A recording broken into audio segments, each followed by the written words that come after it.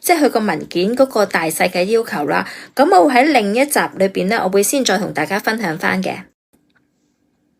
大家要留意咧，提交俾 Home Office 審批嘅申請永居嘅文件咧，需要正確啦，同埋要清晰嘅，唔係話你交一大堆文件俾佢就係代表係啱嘅喎。需要交嘅文件咧嘅種類咧，同埋個數量咧係精準嘅，同埋要正確嘅。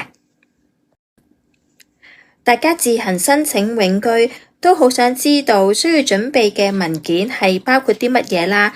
需要提供乜嘢類型嘅文件啦？有幾多嘅文件係需要提供俾 Home Office 去審批呢？咁我會喺後邊咧就會介紹翻需要準備啲乜嘢嘅文件係交俾去 Home Office 做呢個永居嘅申請嘅。如果大家鍾意我嘅 channel 咧，請俾 like、share 同埋 subscribe， 記住撳埋隔離個鐘仔喎，我有新片推出咧會盡快通知大家。大家記得睇到最尾喎，有好重要嘅資訊咧，我會分享俾大家聽㗎。